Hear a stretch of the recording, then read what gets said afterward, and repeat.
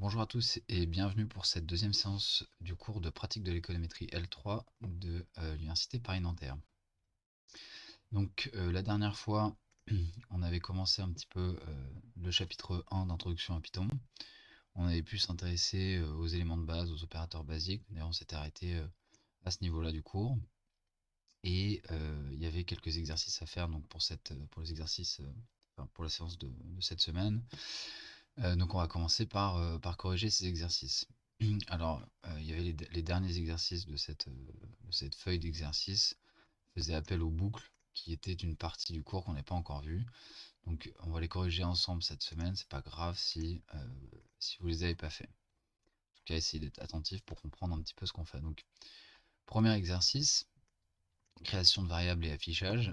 Définissez trois variables. Donc définissez trois variables. Là, il faut comprendre que on va donner le nom d'une variable. Ensuite, on va utiliser le égal pour attribuer des valeurs à ces variables-là.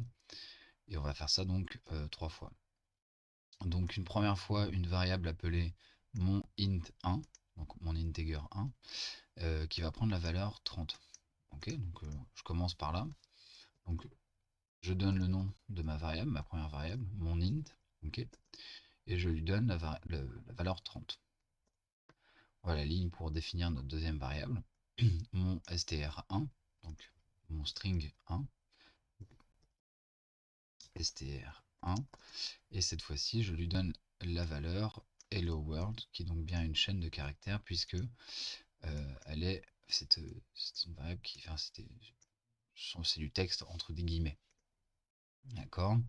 Et enfin, on doit définir une variable qui s'appelle maliste. D'accord. Maliste, et je lui donne comme valeur 1, 2, 3, 4. Ok.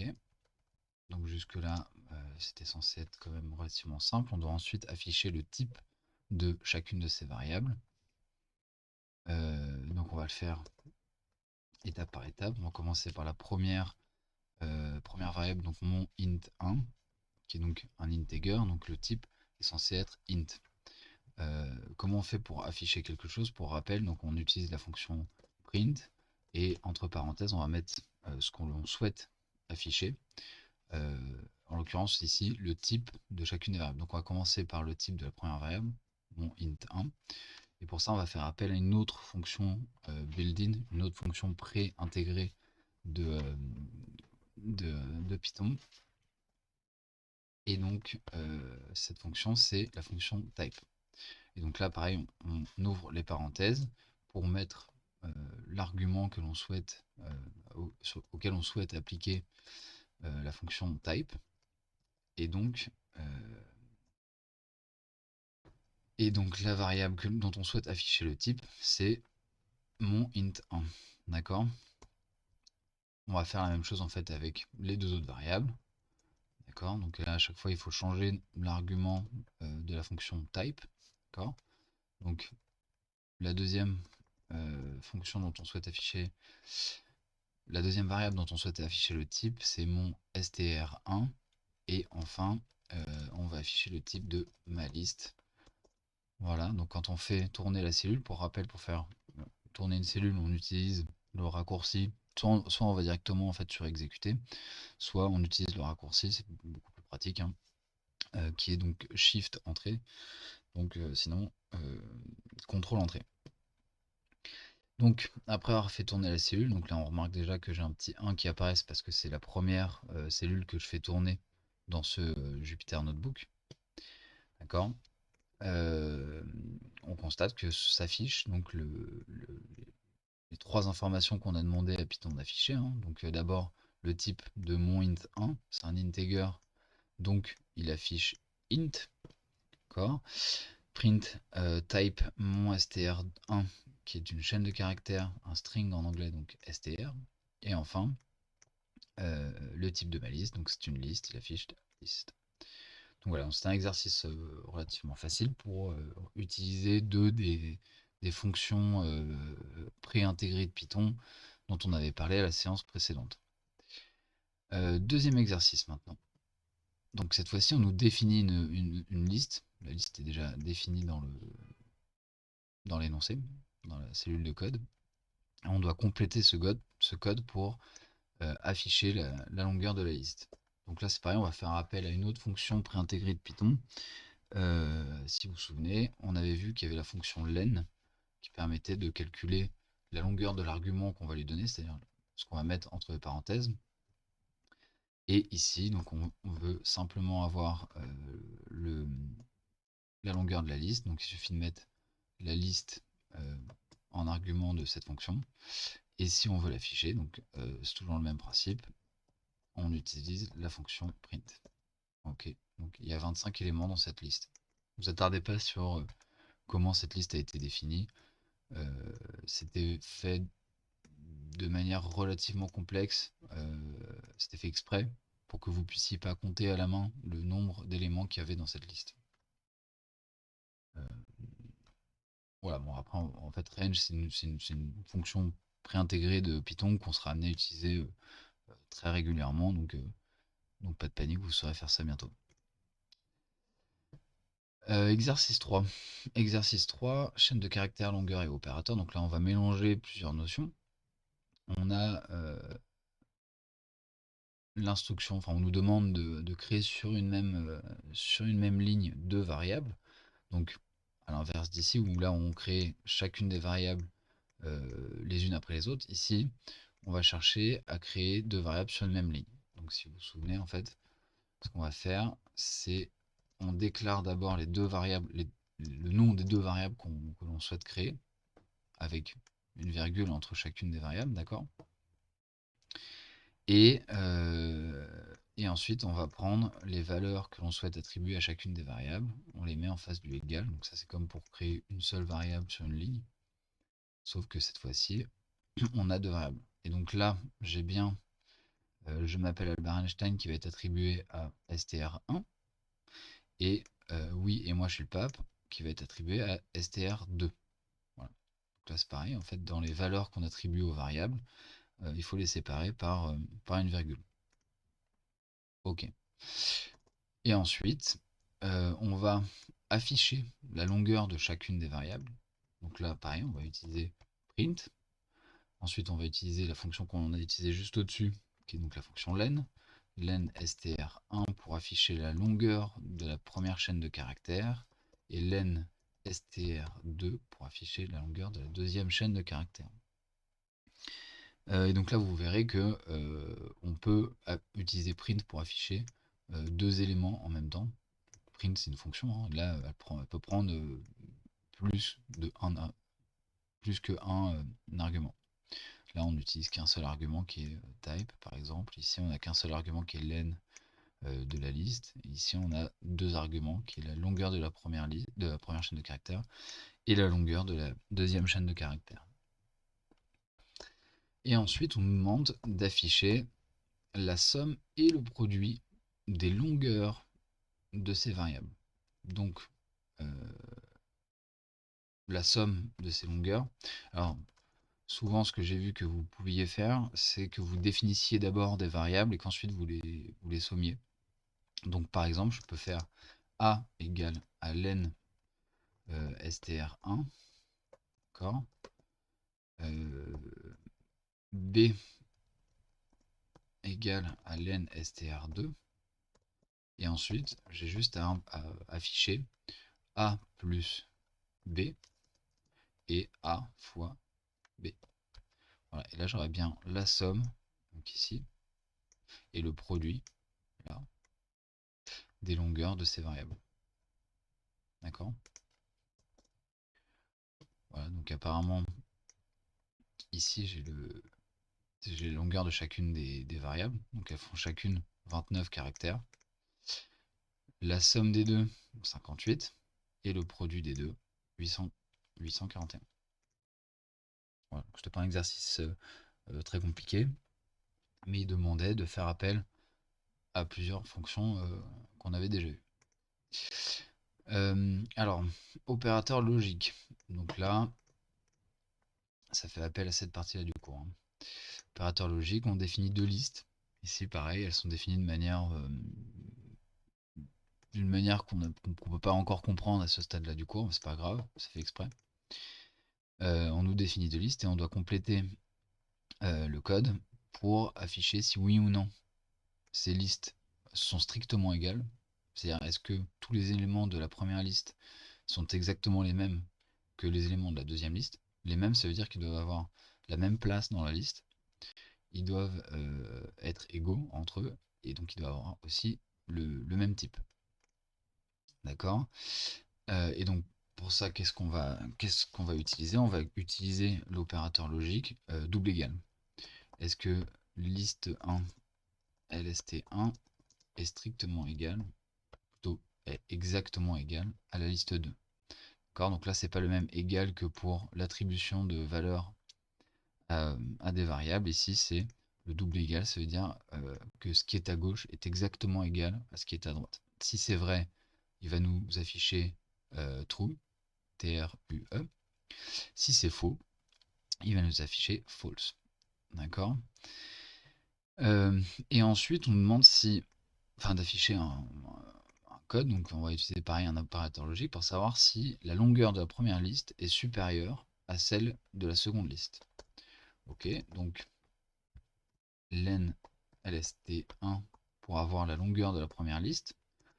Est-ce que ça, c'est supérieur à len lst2, donc la longueur de la seconde liste? Ok, et donc si ça c'est vrai, donc de la même manière qu'avec le double égal, hein, là on est en train de dire que l'entier qui correspond à la longueur de la première liste est supérieur à l'entier qui correspond à la longueur de la seconde liste. Si c'est vrai, il affichera true. Si c'est faux, il affichera false. Okay. Donc voilà. Donc effectivement, les deux listes sont exactement égales, donc elles contiennent le même nombre d'éléments.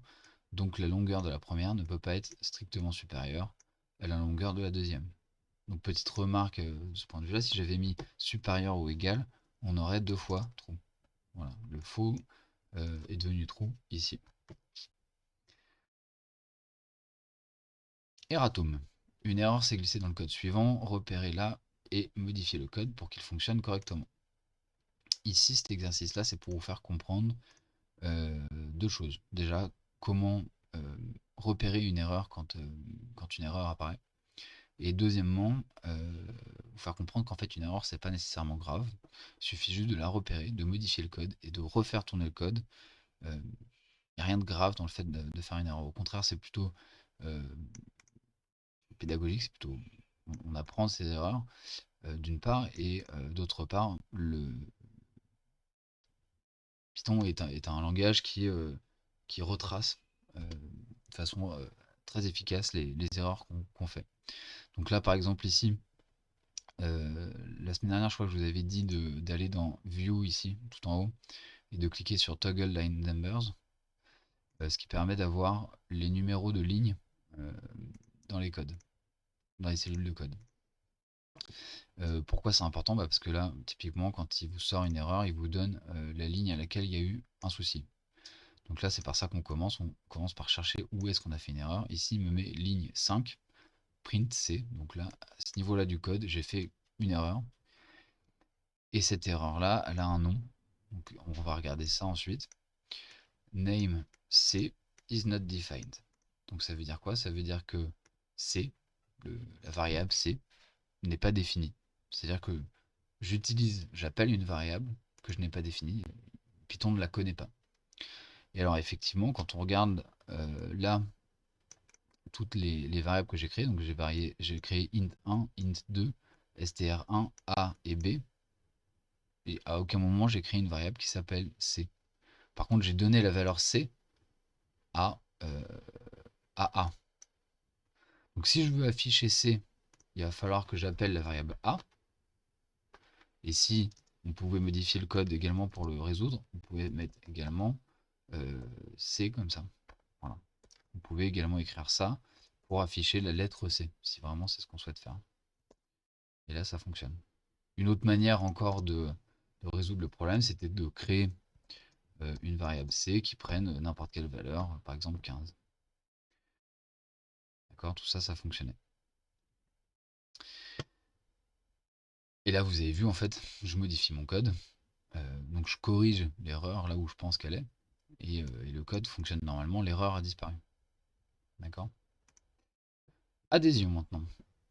Créez une liste, appelez-la comme vous le souhaitez, avec les entiers pairs de 0 à 10. Vérifiez ensuite que 5 n'est pas dans cette liste. D'accord? Donc là,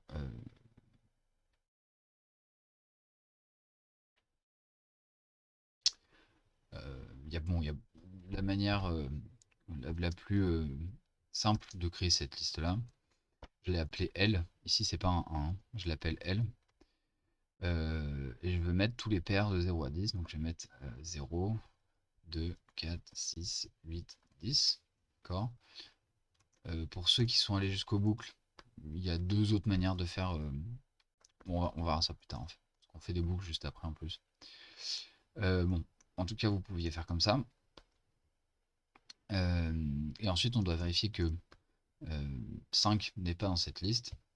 Donc, je vais afficher 5 is in L, comme 5 n'est pas dedans. D'accord? Ici, il va m'afficher que c'est faux. Ah bah non. Ouais, parce qu'il ne faut pas mettre le is. Vous voyez là d'ailleurs, une erreur apparaît. Hop. Il me met une flèche là. Il n'y a pas assez de lignes pour que ça ait un intérêt de me montrer la ligne. Il me l'indique simplement. Et il me met une flèche en dessous de la ligne de code dans laquelle je me suis trompé. Il me dit qu'il y a un problème dans la syntaxe que j'ai utilisée. Voilà, en fait, il ne fallait pas mettre is in, il suffisait de mettre in.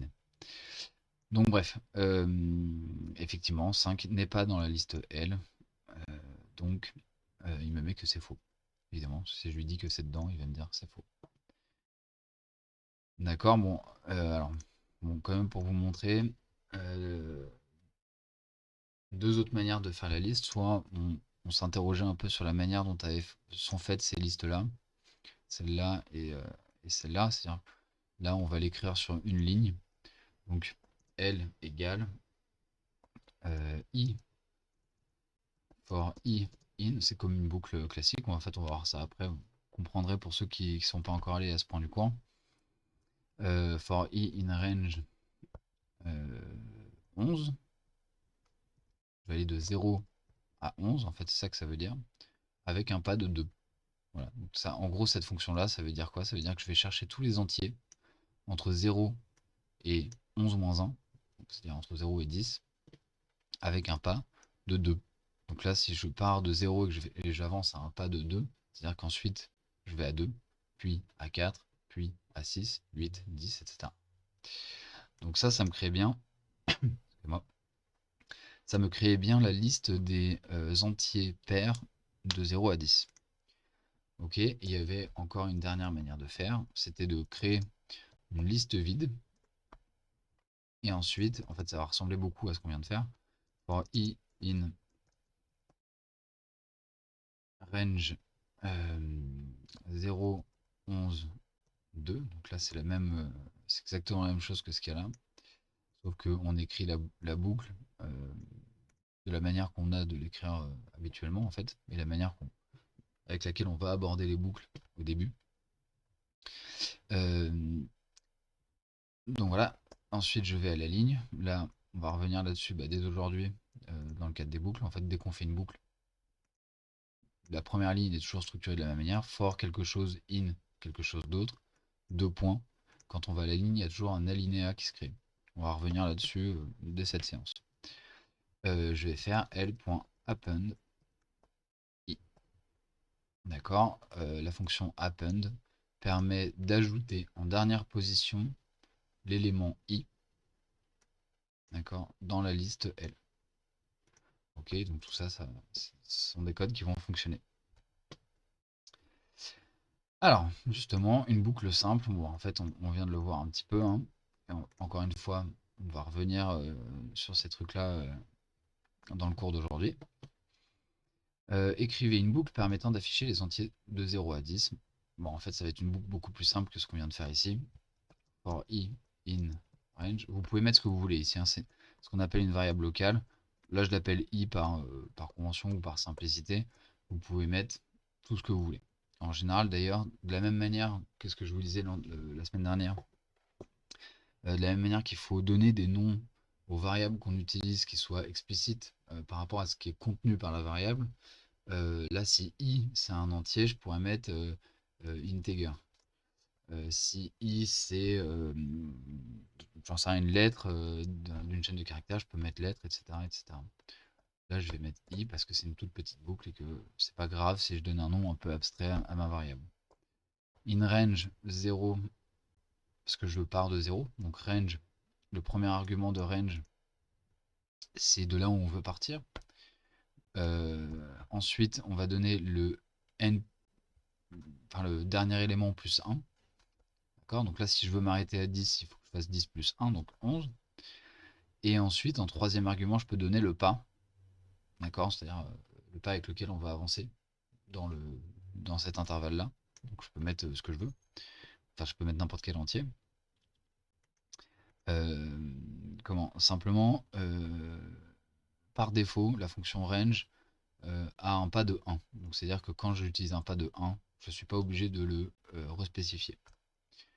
D'accord. Donc là, j'arrive au bout de ma ligne, hein, ce que je vous disais il y a 2 minutes. C'est-à-dire que je mets for ma variable in, en l'occurrence c'est l'intervalle 0, 10. Je mets mes 2 points, je vais à la ligne. Et là, tout simplement, pour afficher les entiers, j'ai juste à faire print i. Et donc là, en fait, à chaque passage de la boucle, il va imprimer la valeur que prend i. Voilà. Et juste là, pour que vous ayez un petit peu l'intuition de comment fonctionne range, si je mets un 2 ici, il va partir de 2. Vous voyez? Là, il part de 2 au lieu de 0. Si je mets 12 ici, il va s'arrêter à 11. Donc il va jusqu'à 11. Ok? Voilà. Mais là, dans l'exercice, on vous demandait 0. On part de 0. Ok? Erratum dans la boucle. Bon, alors, pour ceux qui ont suivi, donc là, une erreur s'est glissée dans la boucle. Il faut corriger, le code pour que la boucle fonctionne normalement. Pour ceux qui ont suivi, l'erreur est assez rapide à être repérée.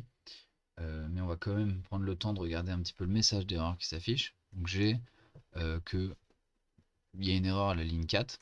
Effectivement, ligne 4. Donc on est ici. Hein. Expected an indented block. Désolé pour l'accent. Donc une indentation, ce qu'on appelle une indentation, c'est un alinéa. D'accord. Et effectivement, ce que je vous disais, c'est que quand on arrive au bout de la première ligne d'une boucle, quand on va à la ligne, il y a un alinéa qui se crée de manière automatique. Ça fait exprès. Ok, donc là, je suis censé avoir un alinéa à la suite des 2 points. C'est pas le cas, donc effectivement, il faut que j'avance d'un alinéa le if. Ok. Bon, et alors pour ceux qui veulent comprendre, ça c'est pareil, on verra ça aujourd'hui. Le if, ça veut dire si la longueur du caractère que je suis en train de sélectionner est inférieure strictement à 2, alors je vais imprimer ce caractère. On va revenir sur tous ces trucs là aujourd'hui. Voilà, donc là normalement j'ai modifié mon code, c'est censé fonctionner. Et puisqu'on est très marrant, on vous avait mis un petit code caché qui veut dire bien joué. Ok. Et enfin, une boucle un peu moins simple. Nous créons une liste contenant les entiers pairs de 0 à 20. Ok, donc ça c'est cette liste là. D'ailleurs là on retrouve le range de tout à l'heure. Hein. Donc là il va de 0 à 20, puisqu'on s'arrête à ce terme-là, moins 1. Et on y va avec un pas de 2. Donc là effectivement je vais prendre 0, 2, 4, 6, 8, etc. jusqu'à 20. Donc j'ai bien les entiers pairs de 0 à 20. Ok. Écrivez une boucle permettant de vérifier qu'aucun pair n'est dans la liste. Ok, qu'aucun impair, pardon, n'est dans la liste. Alors là, il y a 1001 manières de procéder. Par rapport à ce qu'on a vu dans les exercices précédents et ce qu'on voit dans le début du cours sur les boucles et les structures conditionnelles, ce qu'on va faire nous, c'est on va utiliser simplement un opérateur logique. D'accord. En l'occurrence, on va faire comme l'exercice 6, on va utiliser le in, l'opérateur in. D'accord? Donc d'abord, il faut que je parcours l'ensemble des impairs entre 1 du coup et 21. Donc for impair in range. D'accord? Donc là, j'utilise la même fonction. Cette fois-ci, je pars pas de 0, je vais partir de 1. Et je vais m'arrêter à 22 pour pouvoir m'arrêter en fait. Enfin, je vais mettre comme dernier terme 22 puisque je m'arrête à 22 moins 1 et que et qu'on va s'arrêter à 21. J'y vais avec un pas de 2, comme ça je suis sûr de suivre tous les pairs. Je pars de 1, plus de 3, plus de 5, 7, etc. etc. J'arrive au bout de ma ligne, je mets 2 points à la ligne, donc là toujours pareil, hein, il y a un alinéa qui s'est formé. Et je vais vérifier si mon impair est dans la liste, donc la liste des pairs. Ok. Et je vais imprimer, enfin, c'est-à-dire je vais afficher cette affirmation. C'est-à-dire que là je dis que l'impair qu'on est en train de sélectionner est dans la liste des pairs. D'accord. Et si tout se passe bien, il ne devrait ne m'afficher que des faux. Et effectivement, il ne m'affiche que des faux. C'est-à-dire quoi? Ça veut dire que je n'ai aucun entier impair entre 1 et 21 qui est compris dans la liste pair. Voilà, j'espère que cette correction, que vous avez compris cette correction. Alors il y a des exercices qui étaient plus ou moins faciles, hein. Comment les derniers exercices, il fallait donc faire appel aux boucles et un petit peu à la structure conditionnelle, des choses qu'on n'avait pas encore vues jusqu'à maintenant. Donc si c'est pas encore compris, c'est pas très grave. Éventuellement essayer de revoir la vidéo pour revoir la vidéo une fois qu'on aura vu ces points de cours pour savoir si vous avez bien compris comment c'était organisé. Mais de toute façon, on va revenir sur ces principes de boucle et de structure conditionnelle. C'est des choses qui sont très importantes en informatique et dans le cours qu'on va avoir en Python ce semestre. Donc voilà, essayez de comprendre au mieux. Si c'est pas encore bien intégré, c'est pas bien grave. Le corrigé des exercices sera mis en ligne. Donc voilà, si vous avez besoin de revenir dessus, si vous avez des doutes par rapport à ce qu'on a fait dans la vidéo, si vous avez envie de modifier aussi vos codes, faites-le, vous êtes les bienvenus pour faire ça. Et on se retrouve dans la prochaine vidéo pour reprendre le cours à partir des boucles.